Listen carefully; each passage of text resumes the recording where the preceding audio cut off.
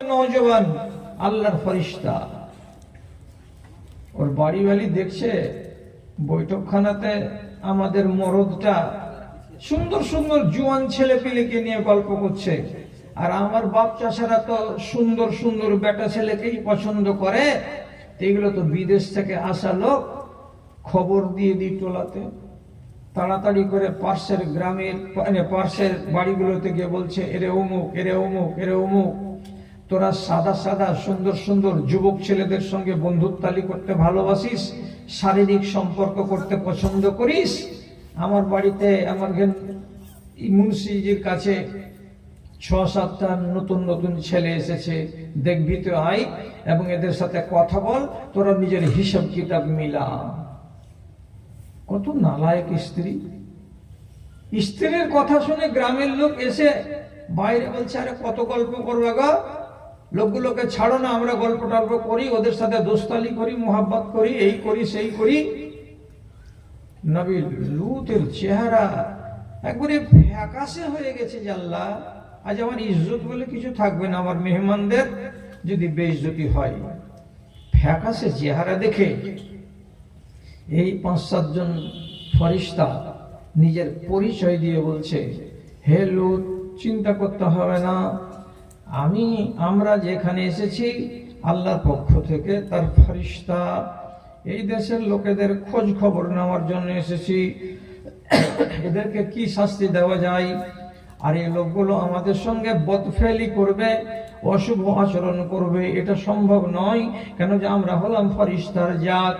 আমরা যদি ৬ জন ফেরেশতা বসে থাকি আর একজন ফেরেশতা যদি আমাদের হাতটাকে শুধু নাড়াই, তো সমস্ত গ্রামকে আমরা পানি খাইয়ে রেখে দেব, কেউ আমাদের কাছে আসতে পারবে না, আপনি চিন্তা করবেন না।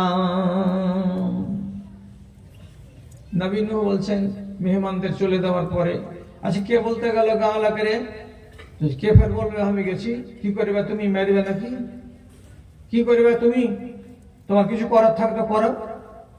স্ত্রী সব সময় ধাক দিয়ে কথা বলে কাকে? নিজের স্বামীকে।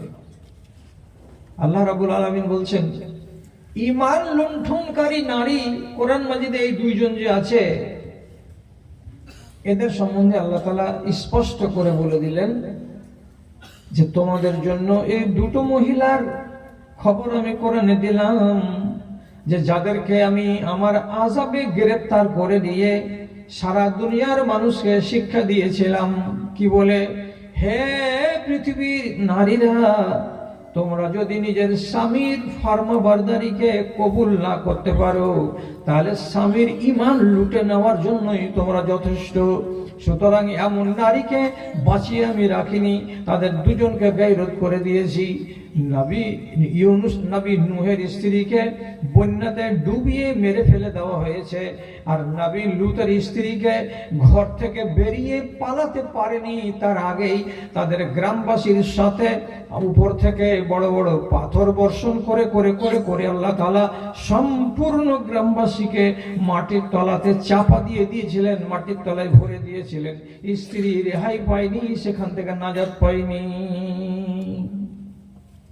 এরা হলো 2টা বদমাইশ নারী। এদের হাত থেকে নবী 2 জন রেহাই পেয়ে গেছেন, আল্লাহ তাআলা বাঁচিয়ে দিয়েছেন, তাদের ঈমান লুট হয়নি। এবার আপনি বলবেন এগুলো তো পুরাতন ঘটনা মৌলভী সাহেব, এখন আমাদের স্ত্রীরা আমাদের দুশ্মনী কেমন করা হয় এটা আপনি দেখান। এটা দেখাবো? এটা যদি দেখাতে যাই তাহলে প্রথম নম্বরে কথা বলছি আমার মা খালাটিকে। আপনি নিজে বাড়িতে গিয়ে একাই আয়নার সামনে দাঁড়িয়ে নিজের চেহারাখানাকে দেখে নিজের মনকে প্রশ্ন করবেন একটাই কথা, কি তোমাকে দেখে কি আমার স্বামী মনে মনে ভয় পায়?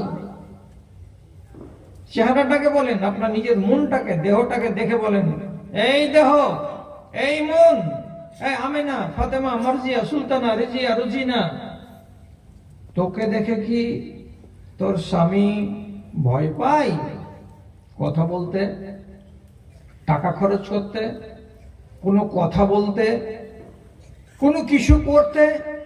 ওর মনের ভেতরে কি সব সময় এইরকম একটা ভাব থাকে যে আমি যদি এটা করি আর আমার রোজিনার মা যদি জানতে পারে তাহলে আমার কিছু রাখবে না।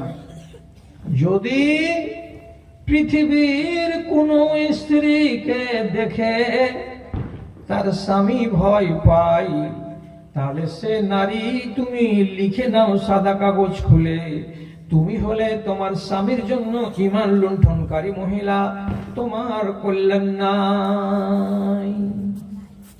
কেমন স্ত্রী তুমি? তোমাকে দেখে তোমার স্বামী ভয় পাবে কেন? স্ত্রীকে দেখে কোনোদিন স্বামী ভয় পায়? যদি পায় তাহলে জানতে হবে ওই স্ত্রীর তাগদ বেশি আছে, ওই স্ত্রীর বল বেশি আছে, ওই স্ত্রীর প্রভাব বেশি আছে। হয় ওর বংশের প্রভাব, আর না হয় ওর টাকার প্রভাব, আর না হয় ওর বাড়িখানা ওর নামে আছে বলে তার প্রভাব। কোনো না কোন রকমের বুৎপত্তি এবং তার প্রভাব আছে বলে স্বামী তার সঙ্গে কথা বলতে ভয় পাচ্ছে। স্বামী যদি ভয় পায় কথা বলতে স্ত্রীর সামনে, তাহলে ওই স্ত্রী ফরমাবরদার নয়, আর এই স্ত্রী আপনার জন্য ভালো স্ত্রী নয়। আপনারা মনে মনে বলবেন, তাহলে এইরকম স্ত্রী সম্বন্ধে কোরআন মাজিদে কি কথা আছে বা হাদিসে কি কথা লেখা আছে? হাদিসের ভেতরে স্পষ্ট করে লেখা আছে কি, তিনটা মানুষের দোয়া জীবনে কোনোদিন কবুল হয় না। তিনজন মানুষের দোয়া যতই বিনয় বিনয় করুক না কেন জীবনে কোনোদিন কবুল হয় না। সেই তিনজন মানুষের ভেতরে আমি মাত্র দুটা লোকের কথা বলছি। একজন এমন একজন পুরুষ লোক, যেই মানুষটা দোয়া করে আল্লাহ তাআলার কাছে সংসারের সুখের জন্য, শান্তির জন্য, নিজের গুনাহ খাতার জন্য, কিন্তু ওর বাড়িতে ওর স্ত্রী আছে বড় বদচলন। কেমন বদচলন?